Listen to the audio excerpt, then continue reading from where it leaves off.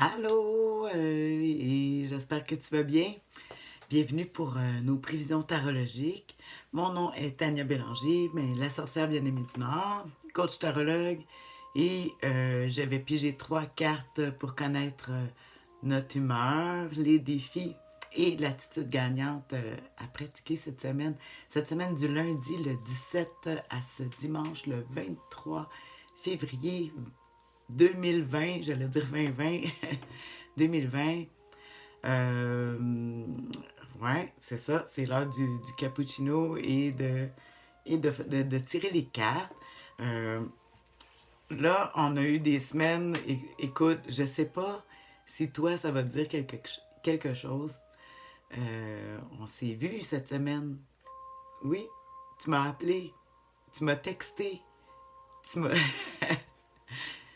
tu m'as écrit ou on s'y vu en personne ou juste que tu as vu la vidéo et tu te demandes, coudonc Tania, est-ce que est-ce que tu piges des fois des nouvelles cartes parce que là on a beaucoup de 5 d'épée ces temps-ci, on a toujours les mêmes cartes.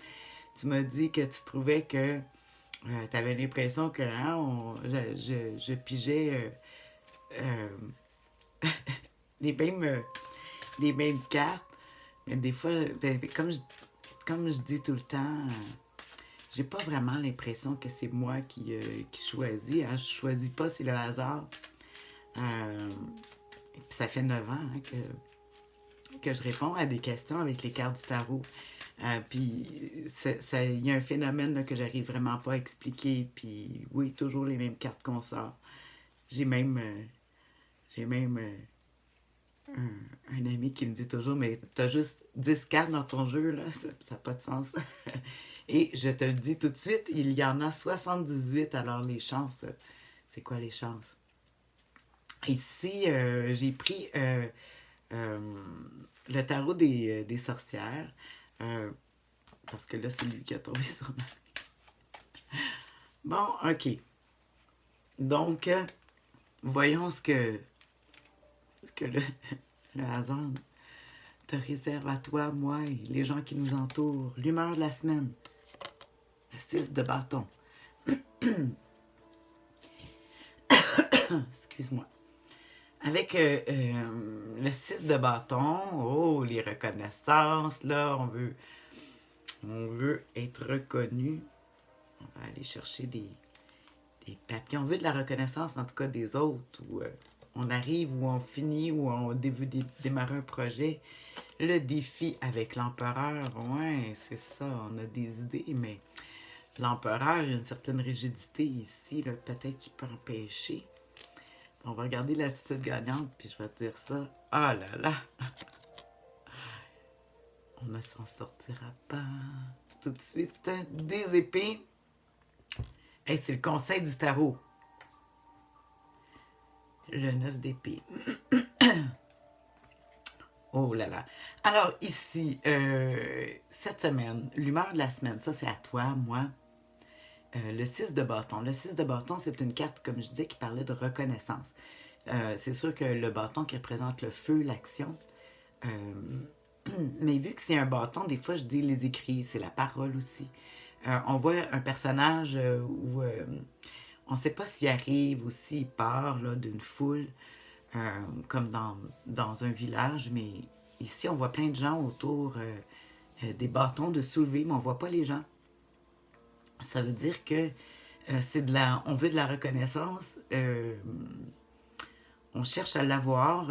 Il ne faut pas non plus en dépendre. Ça, c'est toujours le défaut qu'il y a avec cette carte-là. Mais je ne sais pas pourquoi. On veut des papiers écrits aussi. Tu sais, des fois, d'aller chercher des... Ouais, ça me fait penser, ouais, des reconnaissances écrites, en tout cas, qu'il faut reconnaître c'est quoi, qu'est-ce qui est à toi, ou... moi, c'est ce que je vois. Euh, Imagine-toi que c'est toi, puis imagine-toi que c'est les gens qui t'entourent aussi. C'est moi, c'est toi, c'est les gens qui nous entourent. Fait que, pourquoi on tombe avec ici avec l'empereur, qui est le numéro 4 au tarot? Hum. Et je le vois toujours comme, justement, il y a un bâton dans ses mains, puis qui est à côté au sol, puis qui parle de c'est à moi. Tu veux définir ton carré, puis ça veut dire que ça y arrive pas ou qu'il y a des gens qui sont en train de dire Hey, tu rentres dans mon carré, je veux pas que tu fasses ça. Dans mon carré, ça veut dire ma maison, ma possession, mes choses, dans mes projets, dans qu'est-ce que je veux faire. Parce que ici, l'empereur, mais habituellement, c'est l'entrepreneur qui rêve, qui fait des choses. Ici, il est en défi. Ça voudrait dire, bon, euh, surtout quand je vois l'attitude gagnante à pratiquer avec le 9 d'épée, qui nous dirait qu'ici, il faudrait peut-être attendre cette semaine avant de prendre des décisions puis de réfléchir, justement parce que euh, c'est une carte qui parle d'accepter les limitations, puis de se tourner beaucoup, beaucoup, beaucoup vers la fraternité, vers les amis, pour nous aider à diriger notre pensée, parce que les épées, c'est les pensées puis les idées. Puis le 9 d'épée, mais souvent on dit, ouais, je sais qui c'est, on peut dire que on veut parler peut-être de d'autres personnes, mais il faut parler à nos amis, à nos... Ils disent la fraternité, en tout cas, est très importante avec le 9 d'épée, qu'il faut accepter les limitations, puis peut-être discuter avec des gens qui nous connaissent bien, peut-être pour nous orienter dans nos idées, pensées. Euh, Parce que là, on a peut-être tendance à dramatiser un peu. C'est le conseil du tarot. Ah, je- c'est sûr, bon, je vais t'écrire, mais là, je vais me gâter. Je vais aller voir dans mon guide pratique qui parle justement en positif du 9 d'épée, parce que pour moi, c'est un défi, là, hein, le 9 d'épée, de le voir, c'est ça, accepter, accepter les limitations, la fraternité, la dévotion, période de blocage et d'isolement obligatoire. Il faut se servir du temps comme allié. C'est pour ça que je te disais, euh, je pense que notre pensée, là, quand même qu'on voudrait, comme avec l'empereur qui nous dirait ici le défi, c'est il faut être vraiment sûr de qu'est-ce qu'on veut.